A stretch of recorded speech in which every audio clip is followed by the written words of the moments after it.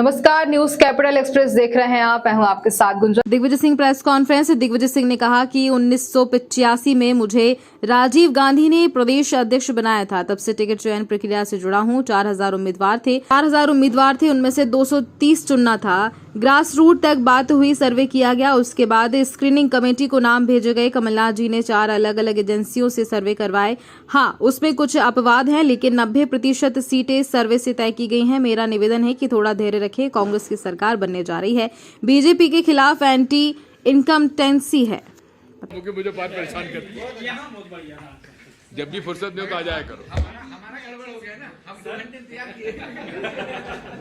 Sir हम दोनों ने 2 घंटे वेट कर। ये उतरे आमने सामने सर, घर के लोग। हे क्या लग प्रभु, रहा है? हे प्रभु। सर विरोध जो हो रहा है उसमें बदलाव की संभावना है, क्योंकि इसका सब कांग्रेसियों के फोन नहीं उठाते। हमारे साथ धोखा किया क्या?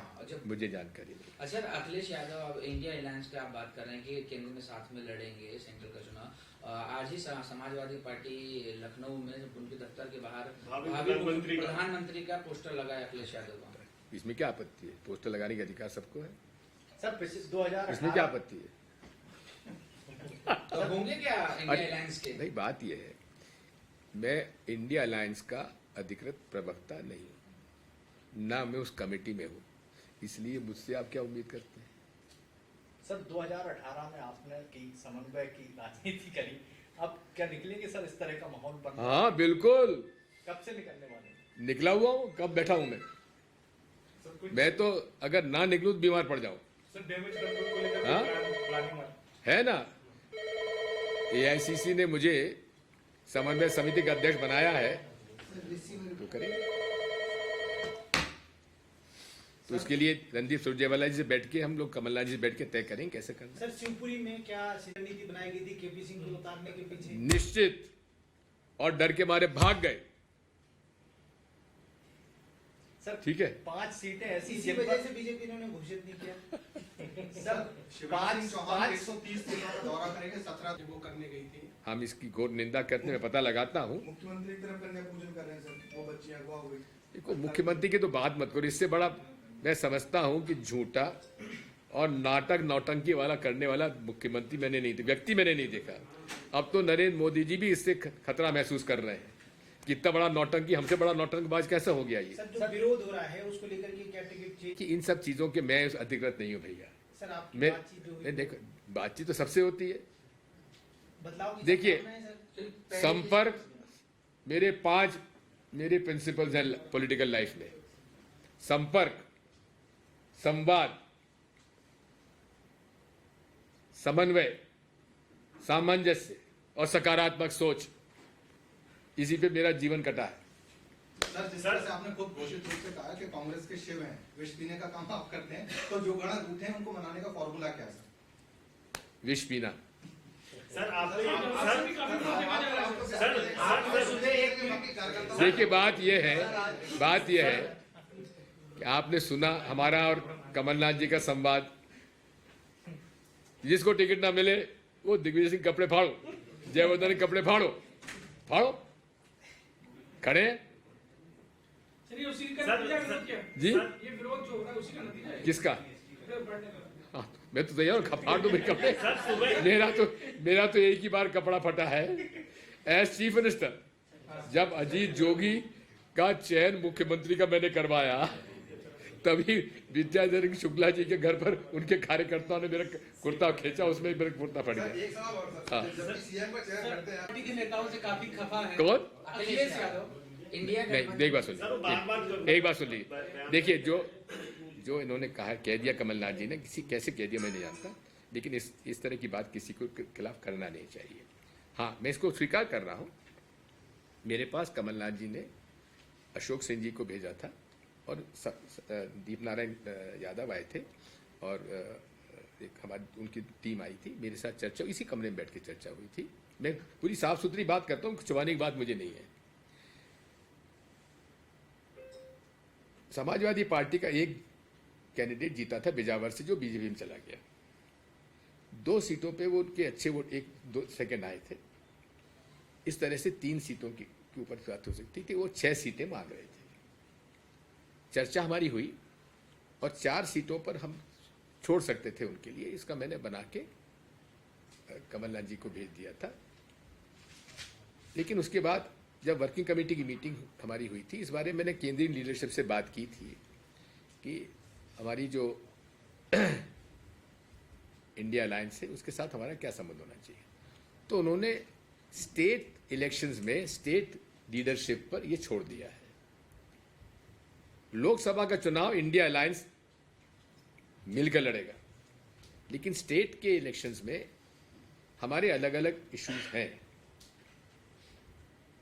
समाजवादी पार्टी, मुलायम सिंह जी की मुझ पर बड़ी कृपा थी, जब वो मुख्यमंत्री थे मैं भी मुख्यमंत्री था।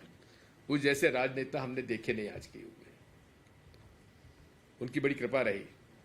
और जब भी मुझसे मैं टाइम मांगता था मुझसे मिलते थे, बातचीत। अखिलेश बेहद शरीफ व्यक्ति है, अच्छा लड़का है, पढ़ा लिखा है और उन्होंने वसीयत संभाली है, परिवार को संभाला है। हाँ, अब ये चर्चा कहाँ बिगड़ी मैं नहीं जानता, लेकिन कमलनाथ जी पूरी ईमानदारी के साथ समझौता करना चाहते थे। अब ठीक है, लेकिन अलायंस में तो फ्रेंडली फाइट हो जाती है। लेकिन इतना हमको मालूम है कि समाजवादी पार्टी और अखिलेश जी भाजपा के साथ तो नहीं जाएंगे। पिछली बार भी जो आया था वो सीधा हमारे पास आ गया था, बाद में कांग्रेस का ही था। 3 बार कांग्रेस के टिकट पे हारा और 1 बार समाजवादी पार्टी से जीत गया। जगदीश शुक्ला का छोटा भाई, जगदीश शुक्ला हमारे जिला कांग्रेस के अध्यक्ष रहे।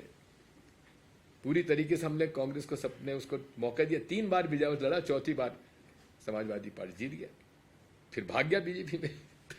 सर आप ये कह रहे हैं कि अगर गठबंधन हाँ बिल्कुल, आप बिल्कुल सही आपने क्वेश्चन किया है। वीरेंद्र रघुवंशी से मेरे पुराने संबंध हैं और वो दुखी था भाजपा में, क्योंकि भाजपा में कांग्रेस में था, सिंधिया जी से नाराज होकर भाजपा में गया। अब सिंधिया जी भाजपा में पहुंच गए तो दुखी होना स्वाभाविक है। तो वो हमसे मिला, हमने उससे कहा कि भाई ठीक है, और मैं इसको ऑन रिकॉर्ड कह रहा हूं कि कमलनाथ जी, मैं और वीरेंद्र रघुवंशी हम बैठे थे और उन्होंने ये बात हम लोगों ने तय किया कि तू कांग्रेस में आ जा, शिवपुरी से हम तेरे को चुनाव लड़ाएंगे, वादा किया था। मैं इसको ऑन रिकॉर्ड कह रहा हूं।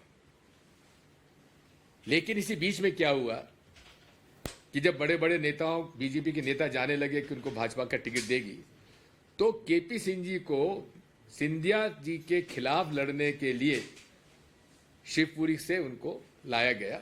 और मैं तो बधाई देता हूं मैं कि शिव और केपी सिंह की इस हिम्मत को कि उन्होंने तय किया कि हाँ, मैं अपनी पिछोर सीट को छोड़ने के लिए तैयार हूं और मैं सिंधिया जी का मुकाबला, चाहे यशोधरा जी हो चाहे सिंधिया जी, उनका मुकाबला करने के तैयार हो, हराऊंगा। मैं बधाई देता हूं केपी सिंह जी को। और उनका टिकट डिक्लेयर हुआ। अब वीरेंद्र को तो नाराज होना स्वाभाविक है, हमारी उससे बात हुई है, वीरेंद्र मेरे पास अभी थे, कोई हम लोग उसके बारे में सोच रहे हैं, केपी सिंह जी से बात कर रहे हैं और कोई ना कोई रास्ता हम लोग निकालेंगे। अभी भी बदल सकता है क्या? पिछौर में केपी सिंह जी ने कहा कि जब तक रिफॉर्म नहीं मिल जाता मैं आपका ही प्रत्याशी हो सकता हूं। भाई देखो, केपी मेरा प्रिय रहा है जब से वो स्टूडेंट लीडर था। वो जब स्टूडेंट लीडर हुआ करता था, मैं पीसीसी प्रेसिडेंट हुआ करता था, तब से मैं केपी सिंह को जानता हूं। मेरे पारिवारिक रिश्ते हैं, उसकी बेटी की शादी भी मेरे भांजे से हुई है। केपी सिंह हमारा अच्छा मित्र है, बड़ा प्रभावशाली नेता है और पिछोर में अच्छे अच्छे लोग चुनाव लड़ लिए, वो चुनाव हमेशा जीतता है और आज भी लोकल जो लीडरशिप है उसी के पास है। सर भोपाल में 2 बच्चियों का अपहरण हो गया, आज कन्या भोज के दुर्गाष्टमी, नवमी और दशहरा की आप सबको हार्दिक शुभकामनाएं। और सत्य की विजय हो, असत्य का नाश हो, प्राणियों में सद्भावना हो, विश्व का कल्याण हो। यही तो सनातन धर्म है, जिसका पालन भाजपा नहीं करती। तो आप सबको हार्दिक शुभकामनाएं। 1985 में मुझे प्रदेश कांग्रेस का अध्यक्ष बना दिया था राजीव जी ने। तब मैं 38 साल का था और तब मध्य प्रदेश के नेताओं में डॉक्टर शंकर दयाल शर्मा, प्रकाश चंद्र सेठी, अर्जुन सिंह जी, श्यामाचरण जी, विद्याचरण जी, माधवराव जी सिंधिया, कमलनाथ जी, ये सारे बड़े बड़े नेता हमारे केंद्र में थे, राजीव जी की कैबिनेट में थे। और आप समझ लीजिए कि 38 साल का दिग्विजय सिंह, इन सब के साथ हमको मिलकर काम करना था। उस समय प्रदेश कांग्रेस का ऑफिस एक टिन शेड में हुआ करता था, जहां हम लोग नीचे बैठ के, कुर्सी टेबल पे नहीं बैठते थे, वही मीटिंग लिया करते थे। तब से लेकर आज तक कुछ न कुछ, कोई ना कोई तरीके से मैं उम्मीदवार चयन की प्रक्रिया में शामिल रहा हूं। सबसे खराब काम है उम्मीदवार का चयन, क्योंकि जो भी उम्मीदवारी बताता है वो कहता है साहब 25,000 से कम से मैं नहीं जीतूंगा। 4,000 उम्मीदवार थे। अब 4,000 उम्मीदवार में 230 कैसे चुने? कोई लिखित परीक्षा तो इसमें होती नहीं, केवल संभावनाएं देखी जाती हैं।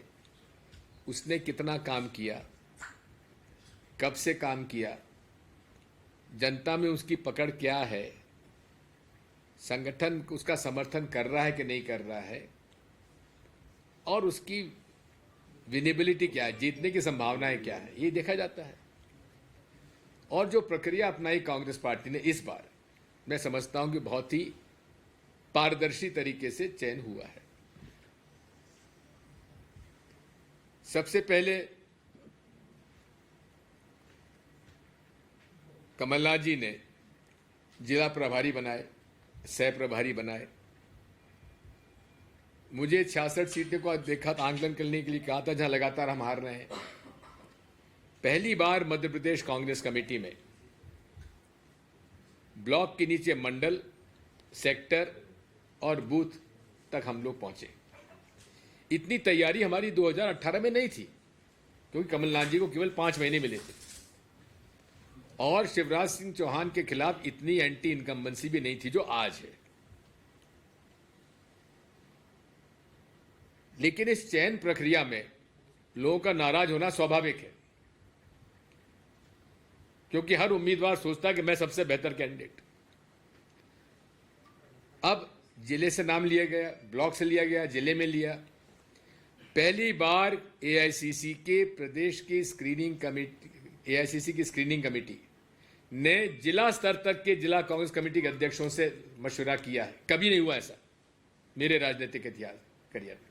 मैं पीसीसी प्रेसिडेंट भी रहा, चीफ मिनिस्टर भी रहा, जनरल सेक्रेटरी भी रहा, एआईसीसी की स्क्रीनिंग कमेटी का अध्यक्ष भी रहा और वर्किंग कमेटी का मेंबर भी हूं। इतना पारदर्शी तरीके से कभी चयन नहीं हुआ था जो इस बार हुआ है।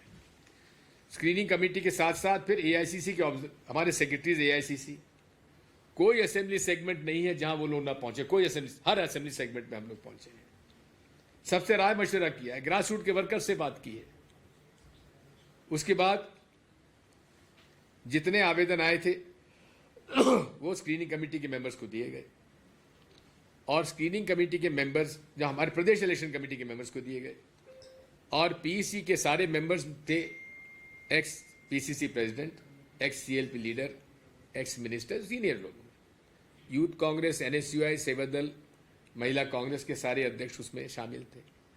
उन्होंने 1 to 1 पूरे एआईसीसी की स्क्रीनिंग कमेटी के सामने अपना पक्ष रखा। कमलनाथ जी ने पिछले 1.5 साल पहले से हर असेंबली सेगमेंट का 4 अलग अलग एजेंसी से सर्वे करवाया। वो सर्वे हमारे पास था। आखिरी सर्वे हुआ है सितंबर 2023। उसकी रिपोर्ट हमारे पास आई। उस रिपोर्ट के आधार पर स्क्रीनिंग कमेटी ने अपने प्रस्ताव रखे और उसके बाद चयन सीईसी ने किया। हाँ, इसमें अपवाद कुछ हैं। जो अपवाद हैं वो आउटस्टैंडिंग केसेस हैं। 90% जो सीट तय की गई हैं वो सर्वे के आधार पर तय की गई हैं। इसलिए मैं जितने भी हर उम्मीदवार की अपनी अपेक्षा होती है, उम्मीद होती है, मैं सभी से हाथ जोड़कर प्रार्थना करता हूं कि भरोसा रखिए, जनता सरकार बनाने के, कांग्रेस की सरकार बनाने के पक्ष में है, बदलाव के पक्ष में है, दुखी है। कोई वर्ग संतुष्ट नहीं है, यहां तक कि आरएसएस का वर्ग भी इनसे संतुष्ट नहीं है। भाजपा की लीडरशिप में भी। शाजापुर जिले के झोकर मक्सी में महाअष्टमी पर महाकाल नवदुर्गा उत्सव समिति चौक बाजार के नेतृत्व में महाआरती का आयोजन किया गया, जिसमें विशेष रूप से शामिल हुए यजमान के द्वारा माता रानी की महाआरती की गई। जिसके बाद गरबा पांडाल में छोटी छोटी बालिकाओं द्वारा गरबा नृत्य किया गया, जो आकर्षण का केंद्र रहा।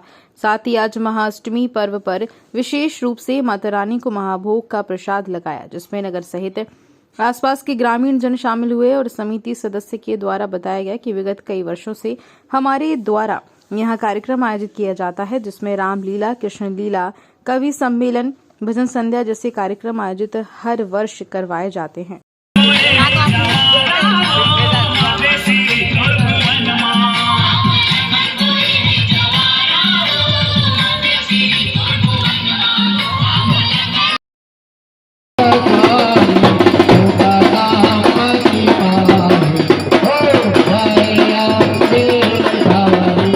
सभी भक्त अपने दोनों हाथों की सेवा देते हुए मांगे दिए।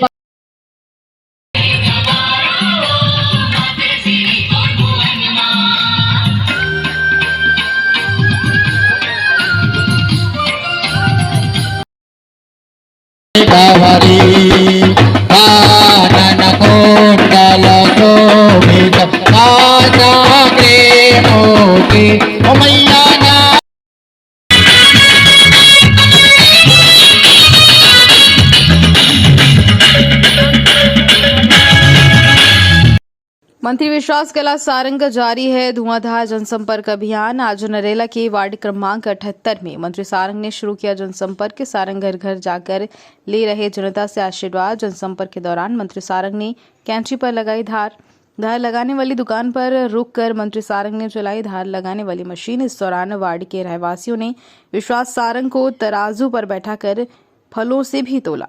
रहवासी घरों से निकलकर स्वागत कर रहे हैं। ढोल धमाकों के साथ हो रहा मंत्री सारंग का स्वागत।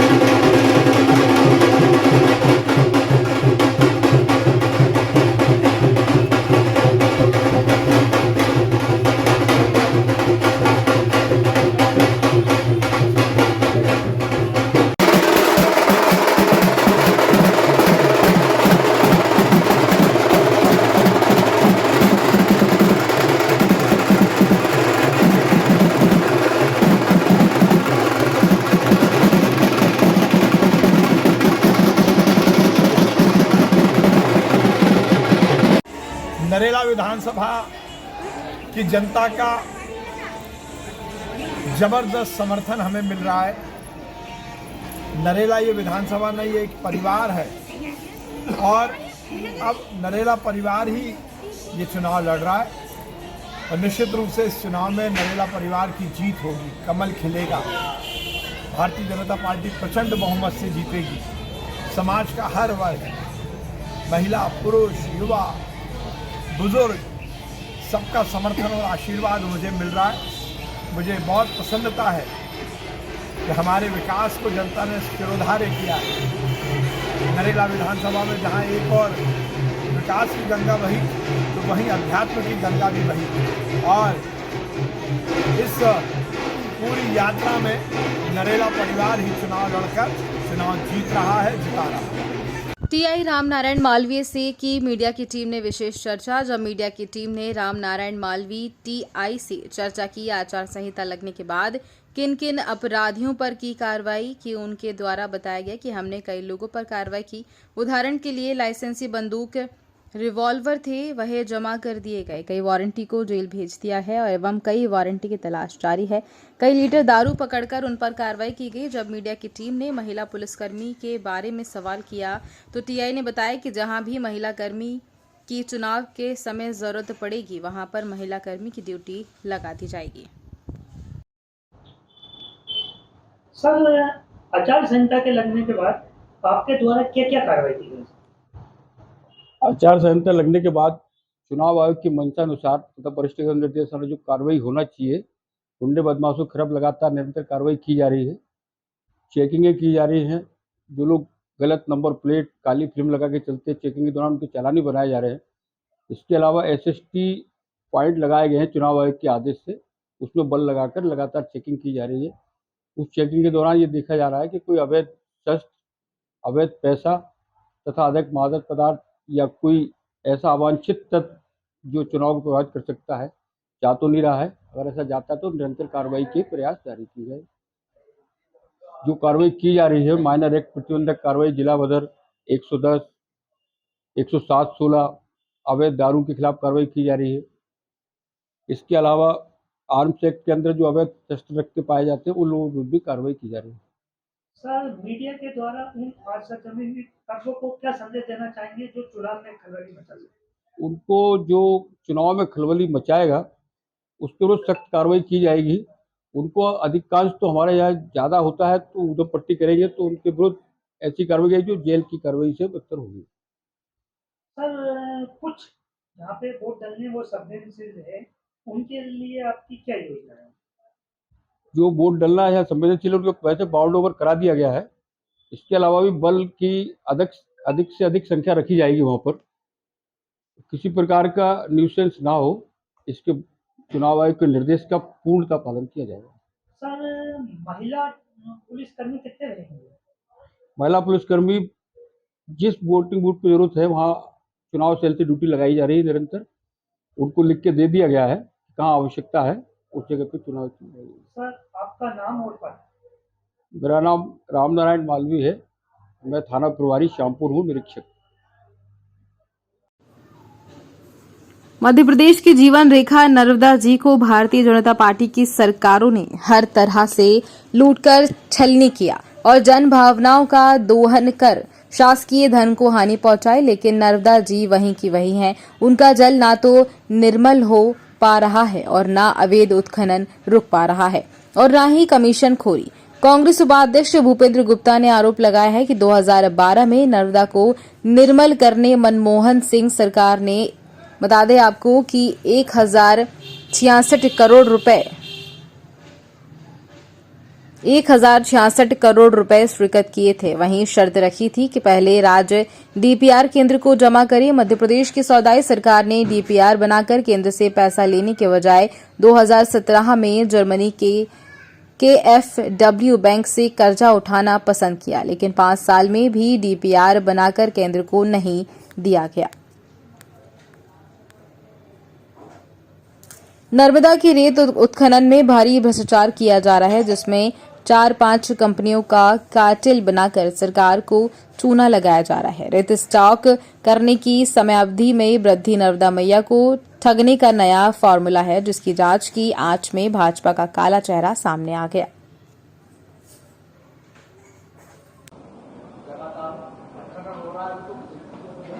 सालों से चल रहा है। कांग्रेस सरकार में भी आरोप लगी थी, अब कांग्रेस करने लगी, वो करते थे, अब कांग्रेस करने लगी। जिन लोगों ने कांग्रेस सरकार पर आरोप लगाए थे वो 4 साल से क्या कर रहे थे सरकार में बैठ के? उन्होंने तो नहीं पकड़ा हमें, उन्होंने तो कहा नहीं कि हमने चुराई है। वो तो सरकार में थे, वो तो कोर्ट गए नहीं हमारे खिलाफ। तो ये आरोप का अर्थ क्या है?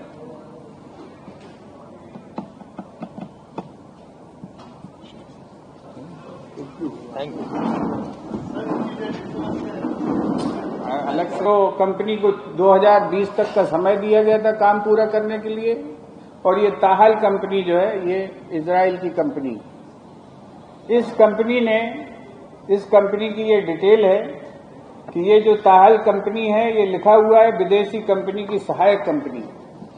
एक देश में भारत में इसकी एक कंपनी बनाई गई, भारत में इसके कौन खेवनहार है इसका कोई जानकारी नहीं है। इसमें लिखा हुआ है कि इस कंपनी की जो है टोटल जो धन है इसकी जो जिसको बोलते हैं कि जो कैपिटल है वो कैपिटल अनुमोदित कैपिटल है 3 करोड़ रुपया, और इनकी रेत उत्खनन के लिए भंडारण की अवधि बढ़ा दी है और एक कार्टेल बना लिया है 5-6 कंपनियों ने मिलके, और मध्य प्रदेश को उन्होंने लूट डाला है। ये अभी लेटेस्ट टेक्नोलॉजी है ये सरकार को उल्लू बनाने की, या सरकार स्वयं उल्लू बनना चाहती तो हो सकता उन्होंने ये सिस्टम डिजाइन किया हो कि भंडारण जो है वो अब बहुत असीमित अवधि तक रख सकता है। तो आप जो है अवैध उत्खनन करते रहिए, चुराते रहिए, और आपका भंडार जो है बताते रहिए कि ये भंडार रखा हुआ है हमारा। न भंडार घटेगा और न अवैध उत्खनन रुकेगा। ये जो नया फार्मूला है ये नर्मदा जी को लूटने का एक नया फार्मूला निकाला गया है, इस पर भी हम तैयारी कर रहे हैं और इसकी पोल भी हम जल्दी खोलेंगे। Thank you.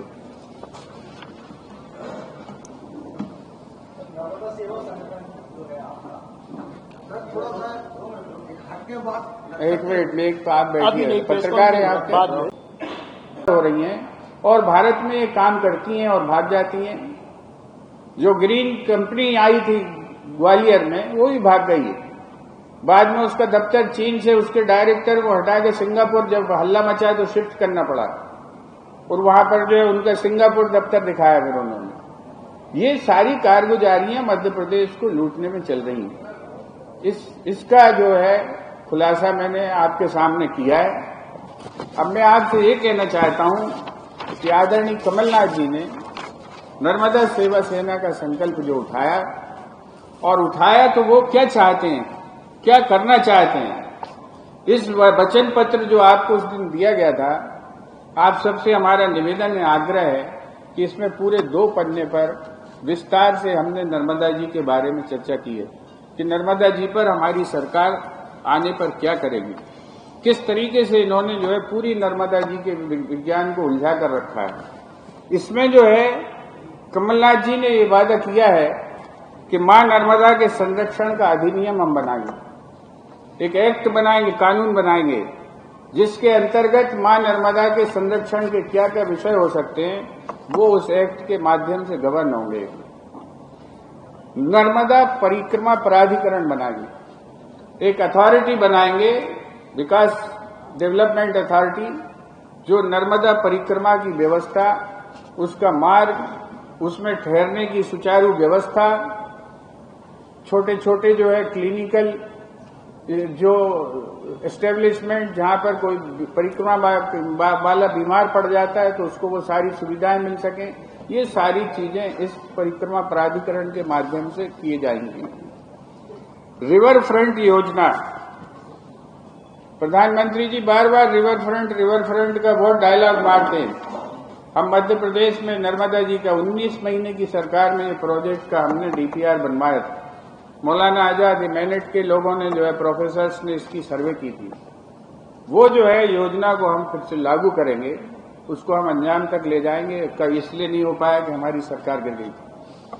तो ये जो रिवर फ्रंट, होशंगाबाद का जो रिवर फ्रंट है, जो नर्मदा जी का महात्म्य है, उसको करने के लिए हमारी सरकार ये काम करेगी।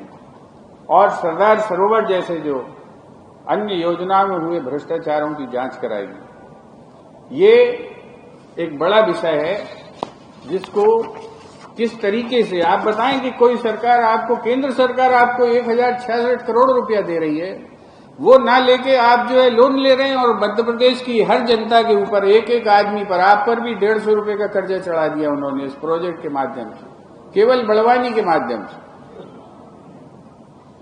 और केंद्र सरकार फ्री में पैसा दे रही थी, सिर्फ कह रही थी कि आप पहले हमें डीपीआर, इसका रूपांकन, इसकी डिजाइन दीजिए। सरकार ने पैसा नहीं लिया 2012। और आरोप क्या है कि केंद्र सरकार ने हमारे साथ सौतेला व्यवहार किया।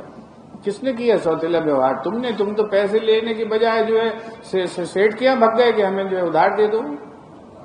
तो इस सरकार की इतनी रुचि उधारी में क्यों है, इतनी रुचि कर्जा उठाने में क्यों है? ये मेरा सवाल माननीय मुख्यमंत्री जी से है। और दूसरी चीज, हम ये मांग करते हैं सरकार से, केंद्र सरकार से ही मांग करते हैं कि ये जो कंपनियां आई हैं विदेशों से, जांच होनी चाहिए कि जो भारत में इनके जो एस्टेब्लिशमेंट हैं उसमें कहीं भ्रष्ट अधिकारियों के पैसों का इन्वेस्टमेंट तो नहीं है, भ्रष्ट नेताओं का इन्वेस्टमेंट तो नहीं है। ये कंपनियां कहां से आ रही हैं और ये बिना काम करे क्यों भाग जा रही हैं? उन्हें हमारी सरकार ब्लैकलिस्ट भी नहीं करती। ताहल कंपनी अभी तक ब्लैकलिस्ट नहीं की गई, ठेका जबकि दूसरी कंपनी को दे दिया गया। और दूसरी किस कंपनी को किस तरीके से दिया गया मैंने बता दिया कि अब कपड़े धोने वाले जो है सीवेज ट्रीटमेंट प्लांट बनाएंगे। ये आपको मेरी आज की आपसे निवेदन था, कोई प्रश्न हो तो मैं उसका उत्तर दूं। भाग गई है बिना काम किए पैसा लेके, तो यदि आपकी सरकार आती तो क्या जांच करवाए, उनकी जांच करवाई कोई कंपनी? मैंने आपसे बोल ही दिया कि इसमें हमारे वचन पत्र में है कि हम इसकी जांच कराएंगे, सब जगह जांच कराएंगे। ये जनता का पैसा है और ये जानना जनता का अधिकार है कि इनका किस तरह से निष्पादन हुआ है। लिखा हुआ है उस पर, मैं आपको कॉपी अभी दे दूंगा। जितने MLD का प्लांट है उस पर लिखा है। निश्चित रूप से आपसे तो कहिए 1066, 10 रुपए थोड़ी दे रही थी केंद्र सरकार। मनमोहन सिंह 1066 करोड़ रुपया दे रहे थे। उस तरफ भाई ने देखा नहीं क्योंकि वो डीपीआर मांग रहे थे, वो कर्जा ले लिया। 3 एजेंसियों से कर्जा मांगा था, एडीबी से भी कर्जा मांगा था। जब एडीबी ने कहा कि आपको कौन अधिकारी इसको असाइन करेगा, इसकी ऑपरेशन कैसे होगा, तो उन्होंने कहा नगर पालिका करेगी। तो जब उसने कहा एडीबी ने कि आपकी नगर पालिका है तो पहले से बैंकक्रप्ट है, तो ये कैसे उसमें जो है उसका ऑपरेशन करेंगी? तो फिर जो है ये KFW से लोन लिया गया। ये सारी ऑफिशियल मीटिंगें हुई हैं, बराबर सबकी जानकारी में है। आपके अधिकारियों से जो आप लोग वल्लभ भवन जो लोग कवर करते हैं, सबको ये जानकारियां मिल जाएंगी। ये आज का हमारा विषय था। मां नर्मदा के लिए, मां नर्मदा के महात्मा के लिए, मां नर्मदा के किनारे बसी हुई जो है सभ्यता को बचाने के लिए और मां नर्मदा की जो है संरक्षण करने के लिए कांग्रेस पार्टी कटिबद्ध है। और जो इस तरह की लूटखोरी हो रही है इसको रोकने के लिए कटिबद्ध है। उसकी जांच भी कराएंगे, इन्हें रोकेंगे। अभी हमने एक विषय इसमें और उठाया है जो मैं आपको बोल दूं, आप सब लोग इस पर रिसर्च करेंगे तो आप हैरान रह जाएंगे। विनय भारती के ऊपर हुआ हमला, जान से मारने के उद्देश्य से की गई कोशिश, बाल बाल बचे विनय भारती, चलती गाड़ी पर हुई फायरिंग, भोपाल से लौटते समय हुआ रात्रि लगभग 10 बजे हादसा। रायसेन जिले के बाड़ी बरेली के पास असामाजिक तत्वों के द्वारा घटना को दिया गया अंजाम।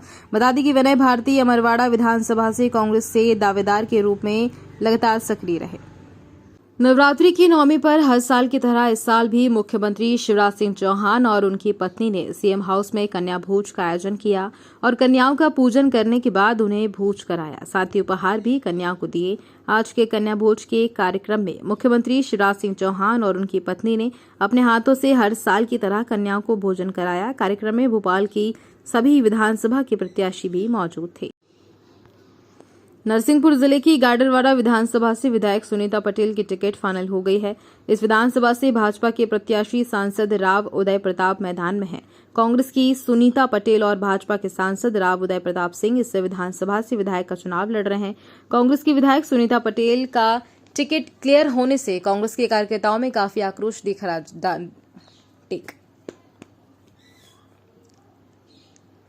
कांग्रेस की विधायक सुनीता पटेल का टिकट क्लियर होने से कांग्रेस के कार्यकर्ताओं में काफी आक्रोश देखा जा रहा है। जो कांग्रेस की जीत के लिए कई मुसीबत का सामना करना पड़ेगा, जो कांग्रेस के लिए चिंता का विषय है। कांग्रेस कार्यकर्ताओं की बैठक में टिकट को लेकर कांग्रेस कार्यकर्ताओं ने नाराजगी जाहिर की है और आरोप लगाए हैं कि विधायक सुनीता पटेल ने 5 साल के कार्यकाल में कार्यकर्ताओं से दुर्व्यवहार किया है। प्रदेश कांग्रेस के द्वारा किए गए सर्वे पर कई तरह के सवाल खड़े किए।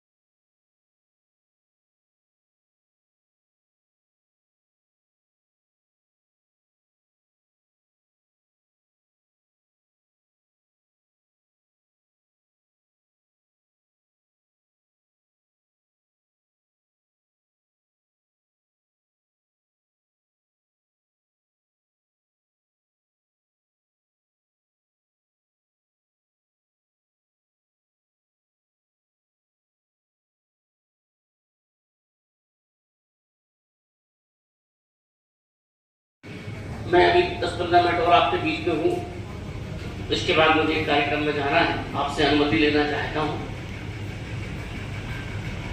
एक बात जरूर आपसे कहूंगा कि 2 से 3, 4 बार, 5 बार कुछ सर्वे वाले यहाँ आए, कुछ मेरे संपर्क में भी आए। उन्होंने ये कहा था कि सर्वे के आधार पर कुछ टिकट का वितरण होना है। बहुत मध्य प्रदेश में 7 से 8 जगह कुछ समस्याएं लगातार हम मीडिया के माध्यम से देख रहे हैं।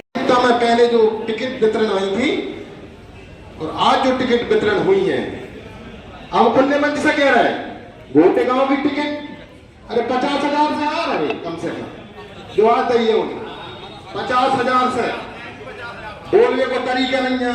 ढोलो भाई देखने से छोटे से SMS पे और इतने जल्दी सब लोग यहाँ पे एकत्रित हुए और खासकर जो अभिनव भैया ने शुरुआत करी है इसकी, आदरणीय हमारे ब्लॉक अध्यक्ष छोटे राजा जी यहाँ बैठे हैं। लगभग हमारी 6-7 महीने से चर्चा चल रही थी कि हमें कार्यकर्ता भड़ास कार्यक्रम रखना चाहिए, क्योंकि जब तक हम कार्यकर्ताओं की मन की पीड़ा नेताओं के इस मंच तक नहीं आएगी तो ये प्रोग्राम आते हैं जाते रहे। हम विरोध करा उनके मालो भी हो, हम डर मरात नहीं है कुछ खुला विरोध कर और विरोध कर कांग्रेस के लिए मेहनत की है। जो युवा साथियों ने कांग्रेस के लिए मेहनत की है उनको मौका मिलना था और हमने पिछली बार क्यों विरोध नहीं किया, पिछली बार क्यों ऐसी हम लोग नहीं बैठे इकट्ठे होकर, क्योंकि इन्हें टिकट सबके मन में थी कि जो बात कर रहे हैं पुलिस वालों की ऐसी तैसी, जाति ऐसी तैसी, भ्रष्टाचारियों की ऐसी तैसी, अरे यही बातों पे तो सब आ गए थे बिनकी पता। आज गाड़ावाड़ा विधानसभा में सभी कार्यकर्ताओं ने मिलकर एक संगोष्ठी का कार्यक्रम रखा। क्या कारण था कि आप सभी कार्यकर्ताओं को विधानसभा टिकट का प्रत्याशी घोषित होने के बाद एकत्रित होना पड़ा? देखिए, कार्यकर्ताओं के मन में एक पीड़ा थी।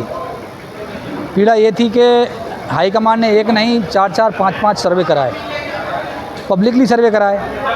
अब पब्लिक में सर्वे में क्या स्थितियाँ निकल कर आए ये तो हमें नहीं पता, लेकिन इतना ज़रूर पता है कि वर्तमान जो टिकट है उसके लिए पब्लिक में बहुत विरोध था।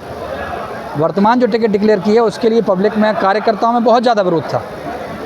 अब ये अलग बात है कि कार्यकर्ता उस बात तो व्यक्त नहीं करता है, लेकिन कार्यकर्ताओं के अंदर की पीड़ा को तो हमें समझना पड़ेगा ना। चूँकि हम ज़मीन पर काम करते हैं, लोगों से मिलते हैं, रोज़ हर गांव-गांव जाते हैं, बूथ जाते हैं, शहर में घूमते हैं, लोग चर्चा करते हैं इस बात की।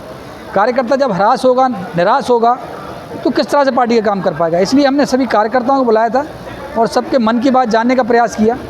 और ये कार्यक्रम का आयोजन करना उद्देश्य ही सिर्फ इतना है ताकि ऊपर इस मैसेज को पहुंचाया जा सके कि आप इस तरह से कार्यकर्ताओं के ऊपर अपने निर्णय नहीं थोप सकते। या तो आप पहले ही डिसाइड कर लें कि हमको यही करना है, ये सर्वे की झूठी बातें नहीं करना चाहिए पब्लिक के बीच में।